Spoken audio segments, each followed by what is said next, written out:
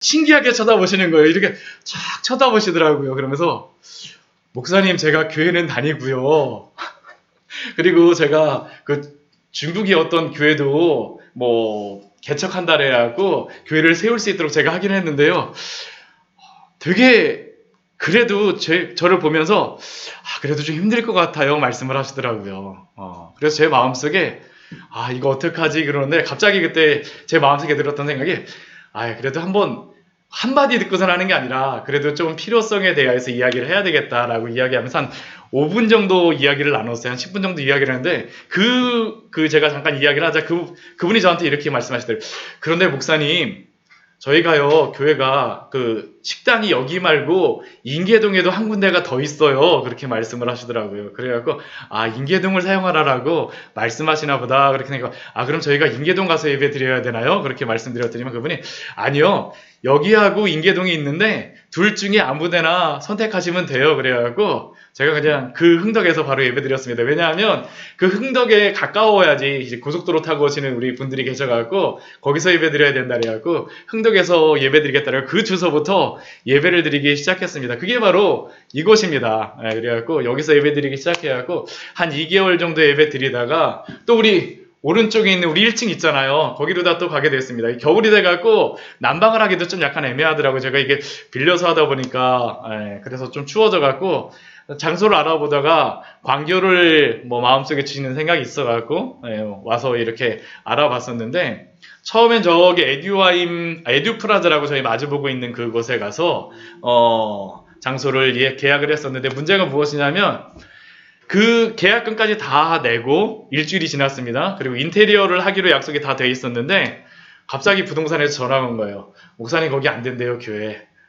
이게 광교에 보니까 교회가 안 되는 지역이 요즘에 있더라고요. 이게 지구단위 계획서라 해갖고 교회가 못 들어가는 지역이 있더라고요. 그래갖고 대부분은 교회가 안 되는 지역이 없습니다. 근데 거기 같은 경우는 노래방, 안마시술소 그리고 또 뭐 그런 것하고 또 교회하고 안 된다 그래갖고 거긴 안 됩니다라고 해갖고 그 전날이었습니다. 바로 다음날 인테리어 해야 되는데 또 갑자기 큰일 났잖아요. 근데 그때 만났던 분이 오늘 지금 아직까지 안 오신데 우리 김미수 집사님이 여기를 사용하고 계셨었는데 여기를 그럼 목사님 여기를 저에게 사용하세요 라고 해갖고 저희가 이곳에서 사용하게 됐고요.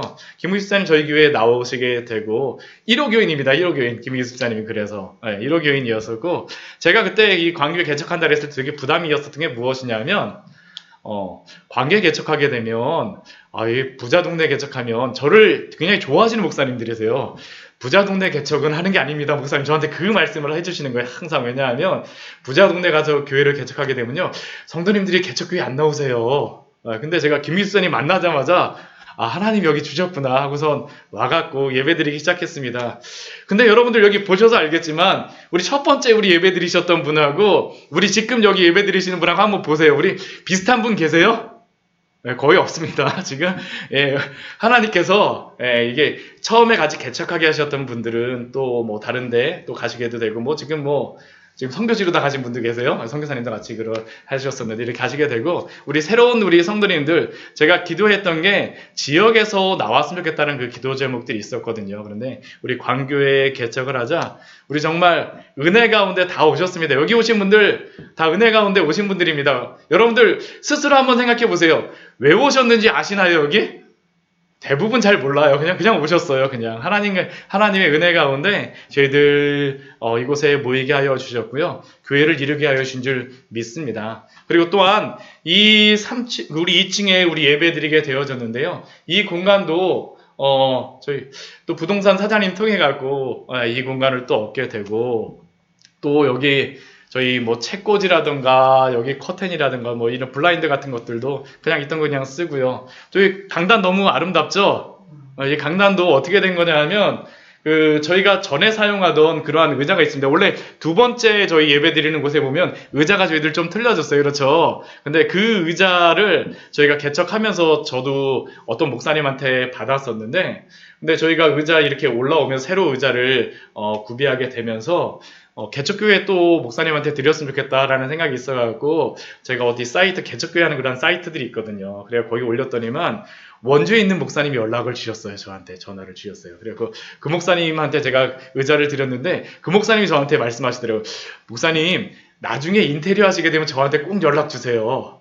예, 그 목사님이 인테리어를 그 전문가는 아니시지만 교회 인테리어를 좀 하시고 집도 그렇게 인테리어를 좀 하셨다 그러시더라고요. 그래서 저희 교회 오셔갖고 그 금요일 날도 오셔갖고 금요일 날 뭐 그 새벽 토요일이죠. 새벽 1시까지 이 조명이랑 이런 거 해주시고 그 전주에도 오셔갖고 뭐 토요일 날 새벽 진짜 1시까지 이거 하시고 막 그렇게 가셨습니다. 정말 은혜 가운데 하나님께서 교회 이렇게 세우게 하시고 이 모든 것들이 제가 이렇게 생각해 보면 다 하나님의 은혜라는 그러한 생각이 듭니다. 제가 이렇게 장황하게 저희 교회 이렇게 뭐 1년밖에 안 됐지만 뭐 역사라면 역사를 여러분들과 같이 나누었는데요. 제가 이렇게 여러분들과 같이 저희 교회 1주년이 되면서 이 말씀을 준비한 그러한 이유가 있습니다. 보통 저희가 마태복음 말씀을 계속 강의를 했었는데 제가 지금 이렇게 말씀드렸던 것은 예배당만 준비가 되어지면 안 되겠죠. 가장 중요한 것이 무엇이겠습니까? 우리의 마음이 준비되어지는 것입니다. 그리고 무엇보다도 우리 처음에 개척하였던 그러한 마음들, 처음에 저의 마음속에 주셨던 그러한 여러 가지 마음들과 기도의 제목들이 있었는데 그러한 기도의 제목들 또한 그러한 저희 광야의 샘교회 비전과 같은 그러한 말씀들을 개척 1년이 될 때마다 같이 나누었으면 좋겠다는 그런 생각이 들어서 오늘 말씀을 준비하게 되었습니다. 우리 그리고 요한계시록 2장 말씀에 보게 되면 에베소 교회에게 우리 요한계시록 말씀에서 주시는 그러한 말씀이 있으세요. 근데 이 에베소 교회 같은 경우는 어떤 교회냐 하면 굉장히 하나님의 말씀에 대해서 충실한 그러한 교회였습니다. 근데 한 가지 예수님으로부터 책망받은 그러한 것이 있습니다. 그것이 무엇이냐 하면 너의 처음 사랑을 버렸느니라라는 그러한 말씀입니다. 사실 저는 오늘 말씀을 통하여서 저희 광야의 샘 교회에 저에게 주셨던 그러한 마음들, 개척하게 하셨던 그러한 마음들, 처음 사랑을 우리가 잃어버리지 않는 그러한 교회가 되어졌으면 좋겠습니다. 그리고 다른 것이 아니라 그 처음 마음은 복음에 대한 그러한 마음입니다. 저희 교회 이렇게 글씨도 이렇게 아름답죠. 그렇죠. 간판도 이렇게 했는데 이 간판 하시는 분이 저희 교회를 위해서 폰트를 새로 만드셨다 그러더라고요. 네, 그래갖고 이게 나온 그런 폰트인데 근데 가장 위에 보게 되면 저희 교회 표가 있습니다. 다른 표가 아니라 우리 같이 보이시나요? 네, 우리 같이 한번 읽어볼까요? 복음으로 영원히 살아나고 거룩하게 살아가는 성도, 복음으로 하나님의 영광이 온 세상에 드러나기를 소망하는 교회. 이 두 가지의 표를 가지고 제가 교회를 개척하였는데 다른 것이 아닙니다. 두 군데에서 강조되어 있는 것이 무엇입니까? 반복되는 것이 복음이죠. 복음. 복음으로 우리의 영혼이 살아나고 또한 거룩하게 살아가고 또한 복음으로 그렇게 살아나고 거룩하게 살아가는 그러한 성도들을 통하여서 하나님의 영광이 온 세상에 드러나는 것. 이게 교회의 비전이자 또한 우리 교회를 세우게 하신 하나님의 그러한 마음이었습니다. 그렇다면 이러한 마음들을 주시면서 저에게 어떻게 이러한 마음들을 가지게 되어졌었는지 또한 어떠한 이러한 비전들을 가지고 우리 교회가 개척되었는지를 같이 여러분들과 같이 오늘 말씀을 통하여서 나누고자 합니다. 제가 이렇게 교회를 개척하면서 저에게 굉장히 큰 은혜가 있는 그러한 말씀이 있었습니다. 그 말씀이 어떤 말씀이냐 하면 바로 오늘 저희가 읽었던 그러한 요한복음 3장의 그러한 말씀입니다. 요한복음 3장의 이 말씀은 니고데모가 예수님을 찾아오는 그러한 말씀이죠. 저희가 잘 아는 말씀 가운데 하나입니다. 이 니고데모 요한복음 3장의 말씀이 굉장히 중요한 이유가 무엇이냐 하면 요한복음 3장 말씀에 보게 되면 우리가 너무나도 잘 아는 그러한 말씀이 있습니다. 어떠한 말씀이죠? 아마 교회 유치부 주일학교만 다니시게 되면 이 말씀을 모르실 수가 없습니다. 어떤 말씀입니까? 요한복음 3장 16절의 말씀이죠. 하나님이 우리 같이 한번 암송해 볼까요? 하나님이 세상을 이처럼 사랑하사 독생자를 주셨으니 이는 그를 믿는 자마다 멸망하지 않고 영생을 얻게 하려 하심이라. 그런데 이 말씀을 그냥 주신 것이 아니라 니고데모를 만날 때에 이 말씀을 주셨습니다. 니고데모를 만날 때에. 니고데모를 만났을 때에 이 말씀을 말씀하세요. 그렇다면 이 니고데모가 누구겠습니까? 오늘 요한복음 3장 1절 말씀에 보게 되면 그런데 바리새인 중에 니고데모라 하는 사람이 있으니 유대인의 지도자라라고 말씀하고 있습니다.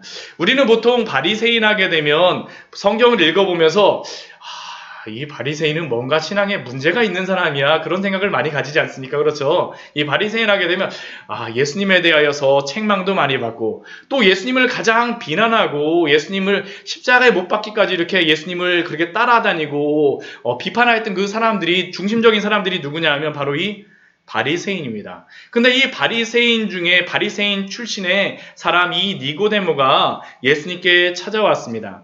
그런데 이 성경에서 제가 방금 전에 말씀드린 것과 같이 이 바리새인에 대해서 별로 그렇게 좋지 않게 적어놓은 것 같지만 그러나 이 바리새인들의 살아갔던 그러한 삶들을 보게 되면 그렇지 않습니다. 우리가 바리새인처럼 정말 살아가기 정말 쉽지 않습니다. 정말 쉽지 않아요. 이 사람들은 하루에 몇 번씩 보통 3번은 정기적으로 기도합니다. 새벽 6시에 저희 새벽 기도하는데 이 사람들은 새벽에 일어나고 항상 기도해요. 항상 기도합니다. 점심 때도 또한 점심 기도에도 또 기도합니다. 저녁 때에도 또 기도합니다. 항상 시간을 정해놓고 기도합니다. 이것뿐이 아닙니다. 이들은 11조에 대해서 아주 정확하게 하고요. 또한 구제도 굉장히 열심히 하고요. 또한 금식도 굉장히 열심히 하는 사람들입니다. 우리가 앞에 여러 가지 것들을 하지만 금식 1년에 한 번 이상 하시는 분들 여기 계신가요?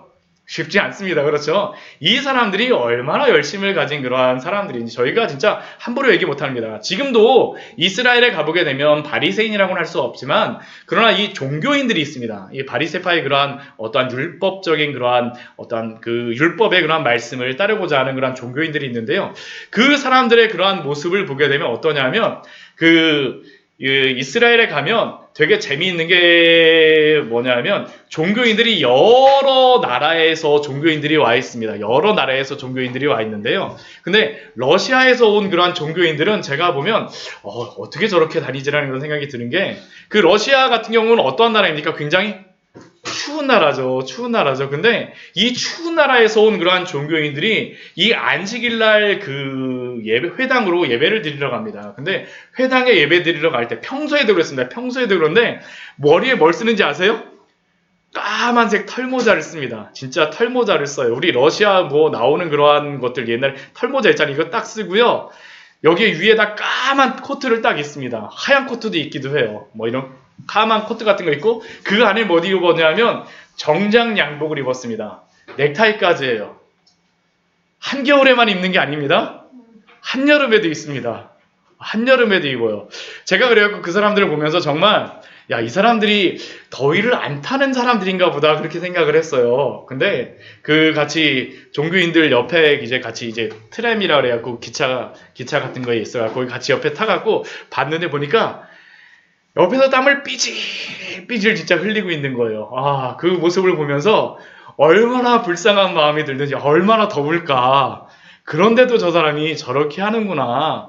그 사람들의 그 종교적인 열심들 굉장히 철저합니다.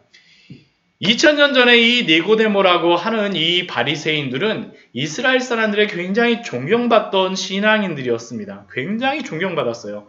성경도 굉장히 잘합니다. 이 니고데모 같은 사람은 어떤 사람이냐면 유대인의 지도자라고 하는데 이 지도자라고 할 때 이 사람을 어떠한 위치로 다 생각하냐면 사내들인 공의회의 사람이라고 생각을 합니다. 사내들인 공의회라고 하면 어떠한 거냐면 이스라엘에서 70명의 그러한 사람들이 모여서 이스라엘의 그러한 모든 입법적인 것들, 행정적인 것들을 결정하는 사람들이 사내들인 공의회의 사람입니다. 흡사 우리나라에 어떤 사람들일까요? 국회의원 같은 사람들이죠. 국회의원 같은 사람들. 70명밖에 없으니까. 그런데 이 사람들은 이 성경에 대해서 굉장히 잘 아는 그러한 율법의 그러한 선생님들이었습니다. 그러니까 이 바리새인 중에 니고데모, 더군다나 유대인의 지도자라고 하게 되면 굉장한 그러한 성경에 대해서도 잘 아는 사람이고 거의 성경 다 암송한 사람들입니다. 모세오경 같은 경우는 암송 다 한 사람들이고 그리고 굉장히 경제적으로나 정치적으로나 굉장한 위치에 있는 그러한 사람입니다. 근데 이 사람이 예수님께 찾아와요. 예수님께 찾아와갖고 밤에 찾아와서 예수님께 물습니다. 우리 3장 1절 그 말씀에 보게 되면, 우리 2절 말씀에 보게 되면 예수님께 밤에 찾아와서 뭐라고 합니까? 라삐어라고 예수님께 이야기를 하죠.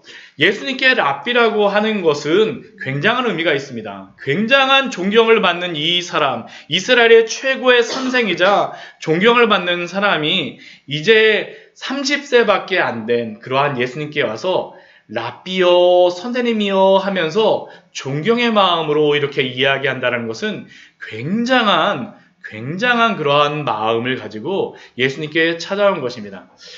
그렇다면 이렇게 이야기하고 나이도 굉장히 많아, 나이도 어느 정도 있는 그러한 사람이죠. 이렇게 했다면 저희 같으면 어떻겠습니까? 굉장히 유능하고 뛰어나고 세상적으로 한 사람이라면 굉장히 예의를 갖춰서 왔기 때문에 굉장히 잘 오셨습니다 하고선 굉장히 맞이해줘야 되는 게 당연한 거 아니겠습니까? 그렇죠?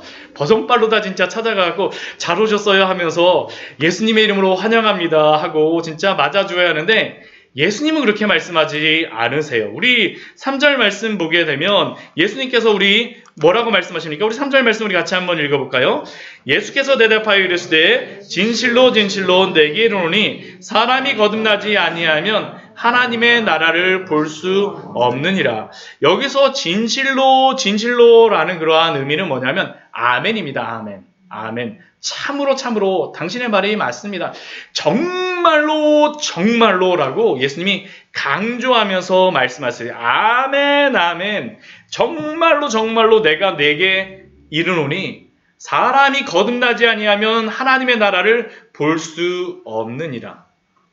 이 말을 니고데모가 들었을 때 어떠한 마음이 들었을까요? 충격입니다. 충격. 니고데모가 스스로 생각할 때 만약 하나님의 나라를 간다면 첫순위 제일 앞에 서야 될 그런 사람이 누굴까요?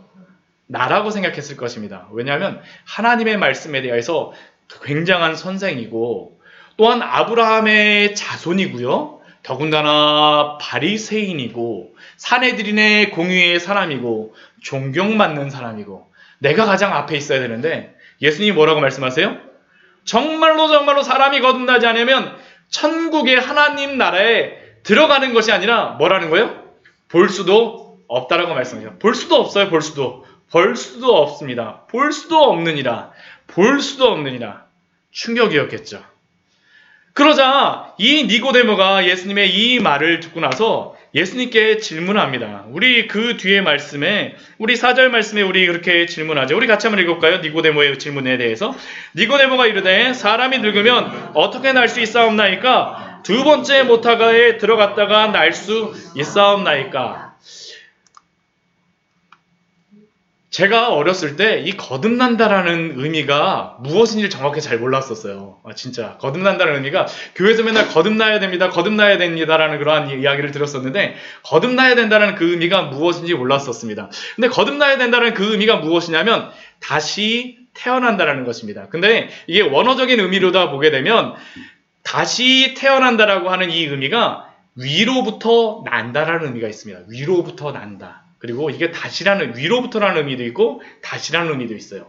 위로부터 다시 나야지만 하나님의 나라를 들어갈 수 있다라는 이 이야기를 니고데모가 들으니까 뭐라고 말을 합니까? 사람이 늙었는데 어떻게 다시 날 수 있사옵니까? 요즘에 산부인과 병원이 굉장히 어렵다라고 이야기합니다. 왜 그렇습니까? 우리나라 요즘에 출산율이 0.97이래요.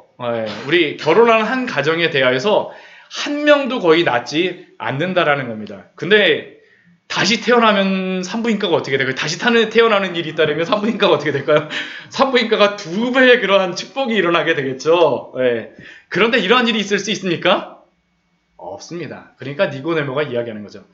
아니, 사람이 늙었는데 어떻게 다시 날 수가 있습니까? 제가 이 정도 나이가 됐는데 저희 어머니는 저를 다시 낳게 할 수가 없어요. 두 번째 모태에 들어갔다가 어떻게 날 수가 있사옵니까? 한마디로 말도 안 된다라는 그러한 대답이죠. 그때 예수님께서 말씀하시는 것이 무엇입니까? 사람이 물과 성령으로 나지 아니하면 하나님 나라에 들어갈 수가 없느니라라고 말씀하세요. 물과 성령으로 나지 아니하면. 이것은 무엇입니까? 엄마 뱃속에서 태어나는 것과는 틀리다라는 것이죠. 이 물과 성령으로 태어난다라는 것은 다른 것이 아닙니다. 하나님의 방법으로 성령을 통하여서 우리가 새롭게 태어나는 사람들, 그 사람들이 누구입니까? 거듭난 사람들입니다. 그러면 여기서 이야기하는 이 물이 무엇을 의미할까요? 우리 성경은 우리 한 구절 우리 같이 한번 찾아보도록 하겠습니다. 우리 베드로전서 우리 1장 23절 말씀 우리 같이 한번 찾아보도록 하겠습니다. 베드로전서 우리 1장 23절 말씀입니다. 배전입니다. 배전 1장 23절의 말씀입니다. 네, 베드로전서 1장 23절의 말씀입니다. 제가 가진 성경으로는 신약성경 378페이지입니다. 베드로전서 1장 23절의 말씀입니다. 같이 한번 읽어보도록 하겠습니다. 너희가 거듭난 것은 썩어질 씨로 된 것이 아니요 썩어지지 아니하는 씨로 된 것이니 살아있고 항상 있는 하나님의 말씀으로 되었느니라. 아멘. 우리 여기서 뭐라고 말씀하세요? 거듭나는 것에 대해서 베드로 사도가 이야기하는데 거듭나는 것은 썩어질 씨로 된 것이 아니라 썩어지지 아니할 씨로 된 것인데 그것이 무엇입니까? 살아있고 항상 있는 하나님의 말씀. 예. 이 물을 세례로서 해석하는 그러한 경우도 많이 있지만 그러나 이 베드로전서 우리 1장 23절 말씀에 보게 되면 말씀을 통하여서 말씀이 우리 가운데 심겨지고 말씀을 통하여서 우리의 죄된 부분이 깎여지고 씻겨질 때 어떻게 된다는 겁니까? 성령을 통하여서 역사하신다는 겁니다. 성령님께서 그냥 역사하시지 않습니까? 그냥 맨 땅에 역사하시는 것이 아니라 하나님의 말씀을 통하여서 이 복음을 통하여서 우리로 하여금 거듭나게 하신다라는 그러한 것입니다. 그리고 이러한 사람이 어떠한 사람입니까? 육으로 난 사람이 아닙니다. 첫 번째 육으로 난 사람이 아니라 이러한 사람은 어떻게 된 사람입니까? 영으로 난 사람입니다. 새로운 사람이라는 것이죠. 새로운 사람. 육으로 난 것은 육이요 영으로 난 것은 영이니 내가 이것을 거듭나야 하겠다라는 그러한 말을 놀랍게 여기지 말라라고 예수님께서 7절 말씀에서 우리에게 분명히 말씀하시죠. 사람의 방법으로는 되지 않고 이러한 일이 있을 수 없다라고 생각하지만 하나님의 방법, 말씀을 통하여서 또한 성령이 역사하심으로 말미암아 어떻게 된다는 겁니까? 우리가 거듭난다라는 겁니다. 우리를 새롭게 해주세요. 이러한 일이 바로 예수님이 이 밤에 찾아온 니고데모에게 하신 그러한 말씀입니다. 이러한 일이 어떻게 일어납니까? 우리 8절 말씀을 보게 되면 바람이 임의로 불매 내가 그 소리는 들어도 어디서 와서 어디로 가는지 알지 못하나니 성령으로 난 사람도 다 그러하니라. 바람이 임의로 불매. 여러분들 우리 교회 오신 분들 중에 바람 부시는 거 눈으로 보시는 분들 계십니까? 네, 물론 선풍기 불게 되면 머리카락 이렇게 하게 되면 어떤 방향으로 하는가 뭐 이렇게 대충은 알 수 있지만 바람이 밖에 나가서 불면 어떻게 됩니까? 막 이곳저곳으로 막 불게 되죠. 갑자기 앞에서 불어왔다가 머리 이렇게 딱 헝클어져 갖고 머리 이렇게 딱 했는데 갑자기 어떻게 하니까 뒤에서 바람이 딱 가갖고 머리가 이렇게 탁 올라가게 되면 네, 바로 이런 것이죠. 우리는 바람이 어디로부터 어디로 가는지 알지 못합니다. 그런데 어떻게 됩니까? 성령으로 난 사람도 이렇다라는 것이죠. 우리가 거듭나는 것들을 우리가 마음대로 할 수가 없다라는 겁니다. 제 마음대로 할 수가 없어요. 제가 항상 이 앞에 설 때, 강단에 설 때마다 이 기도를 합니다.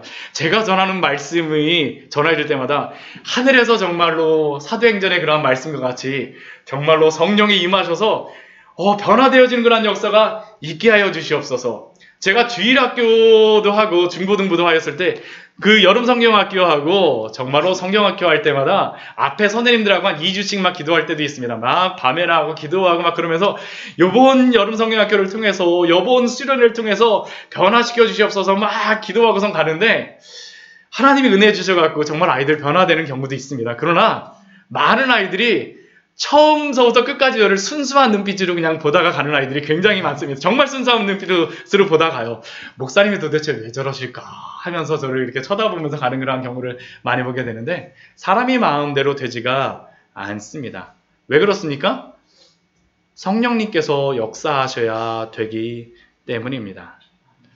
제가 그러면서도 되게 은혜 받았던 게 뭐냐면, 전에 그 사임하였던 그 교회를 제가 갔어요. 그 여름 성경학교를 그 교회에서 제가 주일학교나 3년 정도 했었는데, 그 교회 가니까 어떤 주일학교회가 저한테 저를 한참 기다렸다라고 이야기를 하더라고요. 왜 기다렸냐고 제가 얘기를 들어보니까, 우리 최은사 목사님 가져가고 제 신앙이 말씀을 안 들어가고 떨어진 것 같아요. 막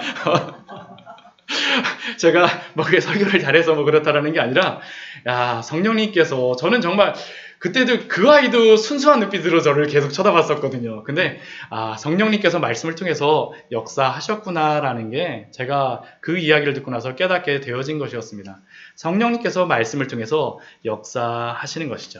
그런데 놀라운 것은 무엇이냐면, 예수님께서 이렇게 말씀하셨음에도 불구하고 9절 말씀에 이 니고데모의 대답은 무엇입니까?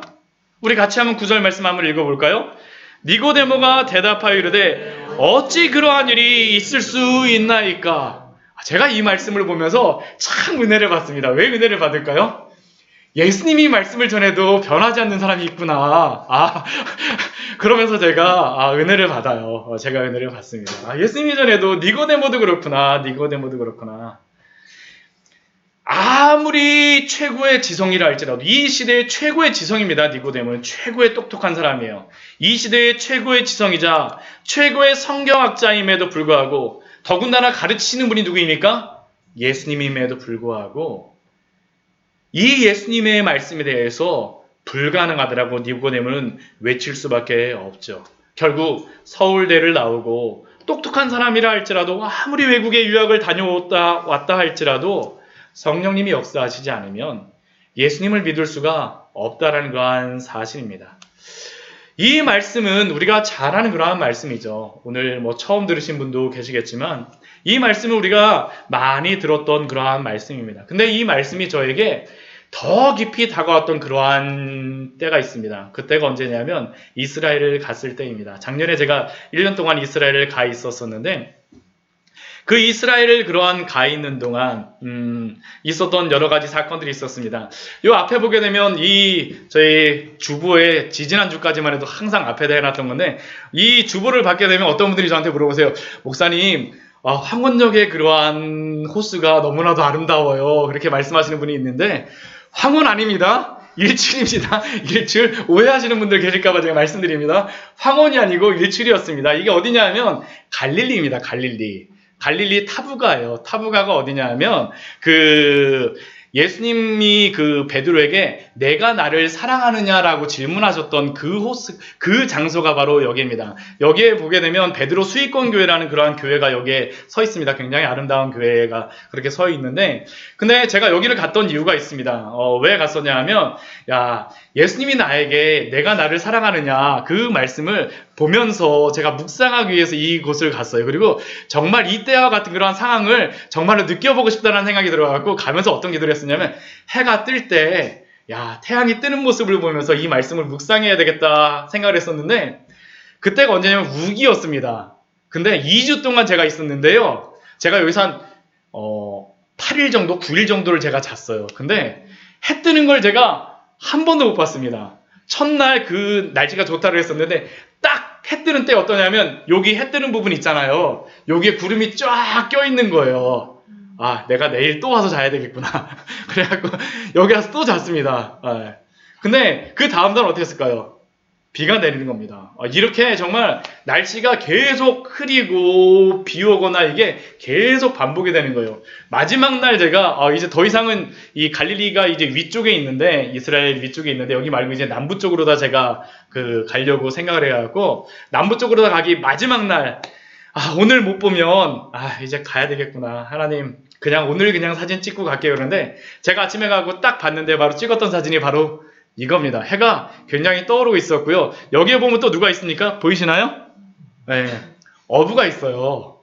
그때까지 한 번도 없었는데 어부가 진짜 그물을 치고선 있더라고요. 막 그물을 치면서 제가 그 모습을 보면서 생각이 나갖고 물고기 많이 잡으셨어요? 물어봤었는데 물어보려고 했었는데 물어보지 못했어요. 근데 진짜 물고기는 없더라고요. 정말 정말 물고기는 없더라고요. 그런데 그리고 나서 이 사람이 이제 돌아가게 됐는데 제 마음이 얼마나 감사하던지 정말로 얼마나 감사하는지 모르겠습니다. 정말로 하나님께서 이렇게 나에게 이렇게 좋은 은혜를 주셔갖고 내가 나를 사랑하느냐 그 말씀을 묵상하면서 그러면 내가 나를 사랑하면 내 양을 먹이라 내 양을 치라 하면서 이 말씀을 묵상하며 기도하는데 정말로 얼마나 큰 감동과 그 여러 가지 생각들이 있었었는지. 그런데 제가 이렇게 이스라엘에 갔던 이유가 세 가지가 있었습니다. 그게 첫 번째는 히브리어를 잘 배워서 말씀을 잘 전하였으면 좋겠다는 그런 생각이 있었고요. 두 번째는 성지를 다니면서 말씀을 묵상하였으면 좋겠다는 생각이 있었고 또 하나는 하나님 앞에서 사명을 새롭게 하기 위하여서 그래서 사실은 여기에 제가 굉장히 오랫동안 있었던 것입니다. 내가 나를 사랑하느냐라는 그 예수님의 그 질문. 그 이후에 내 양을 먹이고 내 양을 치라고 말씀하시더라고요. 그래서 이 앞에서 있었던 것이었었는데 그런데 제가 이렇게 갔었던 그러한 때, 제가 한가해서 이스라엘을 다녀오거나 돈이 많거나 그래서 다녀온 것은 아닙니다. 저희 가족, 저만 혼자서 갔습니다. 가족은 다 그냥 한국에 있고요. 그런데 이 기간 동안 제가 있으면서 여러 가지 생각들을 하였던 그러한 중요한 것 중에 하나가 무엇이냐면, 제가 직장을 퇴사하기 전에 저희 그 위에 상사분이 저한테 그렇게 질문을 하셨어요. 회사를 퇴사한다 그러니까, 우리 당신께서 그 회사를 나가게 되면 이렇게 많은 교회하고 많은 목사님들이 있는데 당신이 나가갖고 교회를 세우거나 목사님이 되는 것보다 그냥 회사에서 기여를 하시는 게 훨씬 더 큰 일을 하실 수 있는 것 같아요. 저한테 그렇게 이야기를 하더라고요. 그리고 교회 개척하면 우리 작은아버지가 목사님인데 굉장히 힘들어요. 저한테 그렇게 이야기를 하더라고요.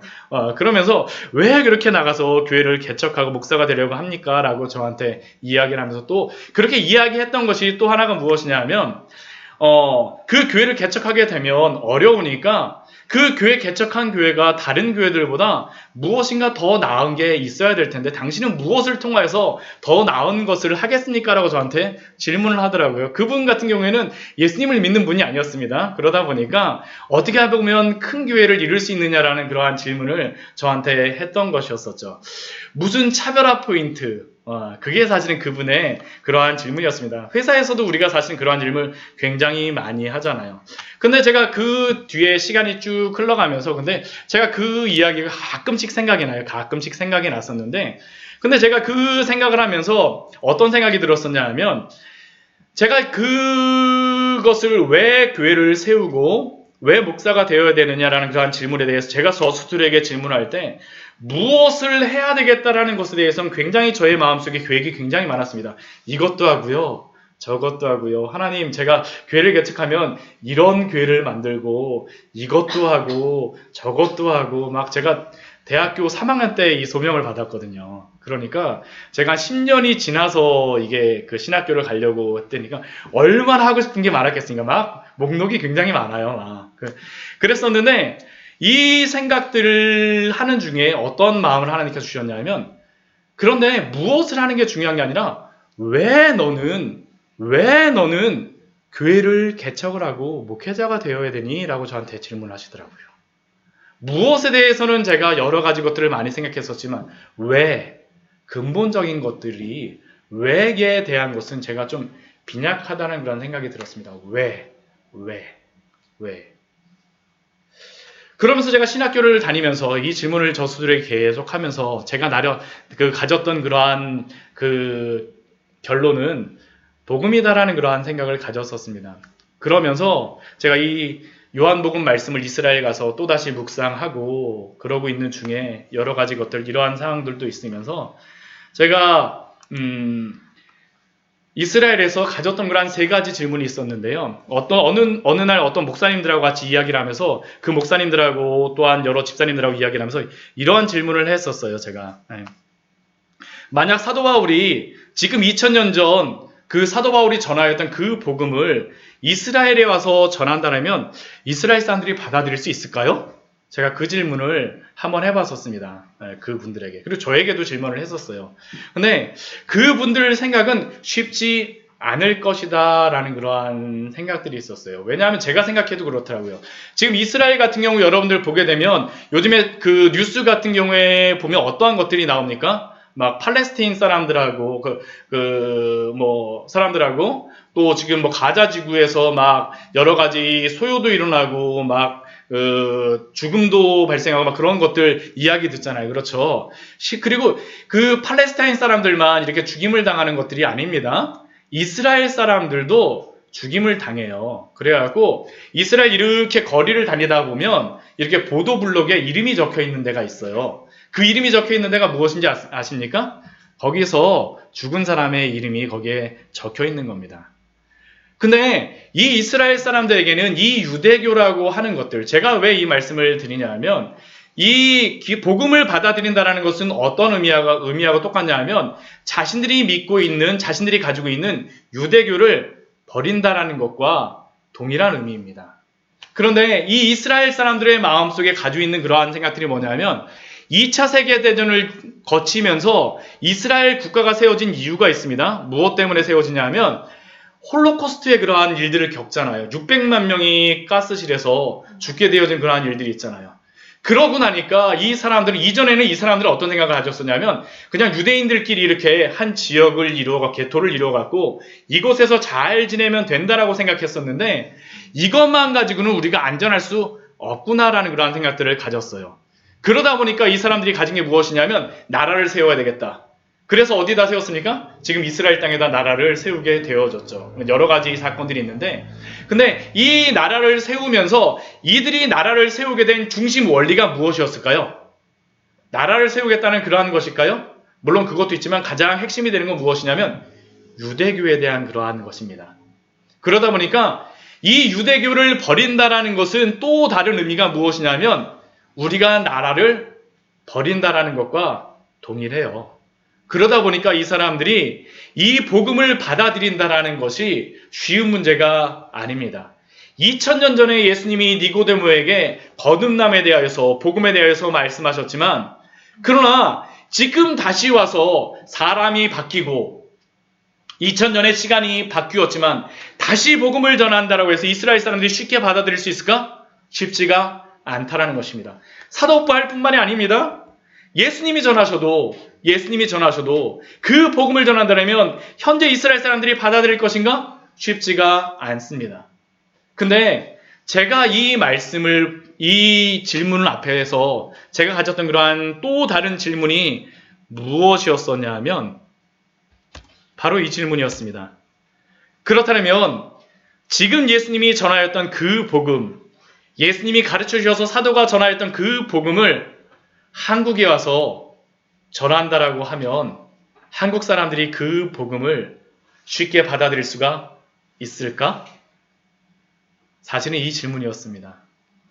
2000년이 지난 다음에도 이스라엘 사람들은 니고데모와 같이 복음을 쉽게 받아들일 수가 없는데 우리 한국에 와서 복음을 전한다라고 하면 복음을 쉽게 받아들일 수가 있을지, 그것도 역시 제 생각은 쉽지 않다였습니다. 왜 그렇습니까? 요즘 같은 경우에는 기독교에 대해서 어떻습니까? 훨씬 더 많은 반감도 있고 복음에 대하여서 훨씬 안 좋게 생각하는 그러한 생각들도 많이 있죠. 그러면 제가 이 자리에서 여러분들에게 한번 질문해보고 싶습니다. 여러분들에게 한번 질문 드리고 싶어요. 그렇다면 예수님께서는 이 복음에 대해서 말씀하시고 사도 바울도 복음을 전하였는데, 그렇다면 이 복음이 어떻게 해서 전하여지고 어떻게 복음이 이 한국 가운데 복음이 전파될 수가 있겠습니까? 어떻게 가능할까요? 사람으로서는 되지 않습니다. 물과 성령으로 거듭날 때 가능한 줄 믿습니다.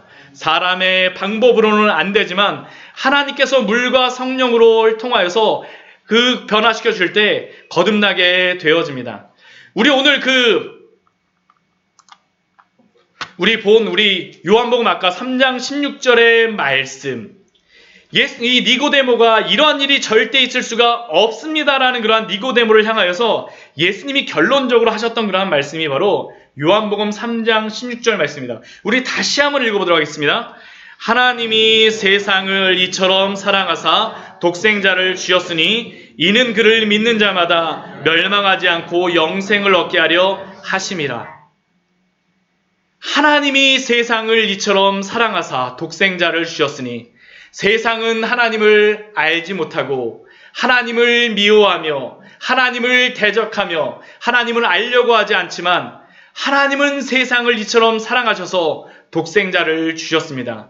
그리고 하나님이 주신 그 독생자 예수 그리스도를 믿는 자마다 멸망하지 않고 영생을 주신 줄 믿습니다. 어찌하여 그런 일이 있습니까? 라고 질문하는 니고데모는 니고데모에게 다른 것이 아니라 예수님께서는 이 복음을 말씀하신 것입니다. 왜 그렇습니까? 이러한 순수한 복음의 말씀이 선포되어질 때 성령으로 거듭나게 되어지기 때문입니다. 결국 복음이 선포되어질 때 허물과 죄로 죽었던 그 죄인들이 살아나는 일이 일어날 것임을 예수님은 본인이 직접 보여주신 것입니다. 그리고 예수님의 제자들, 그리고 예수님의 피로 세워진 교회는 다른 것이 아니라 예수님의 이 본을 따라서 이 복음을 전해야 됨을 우리에게 말씀하여 주시는 줄 믿습니다. 고린도전서 우리 1장 22절 말씀을 보게 되면 이러한 말씀이 있습니다. 세상의 반응이 이것입니다. 유대인은 표적을 구하고 헬라인은 지혜를 따르나. 유대인은 표적을 구합니다. 증거를 보여줘. 예수님한테도 계속 그러죠. 당신이 바로 예수님이라면 우리에게 표적을 보여주십시오. 그럼 내가 믿겠습니다. 표적을 보여주세요. 표적을 보여주세요. 헬라인은 복음을 전할 때 무엇이라고 합니까? 당신이 전한 그것은 미련합니다. 말도 안 됩니다. 헬라인은 지혜를 찾으나.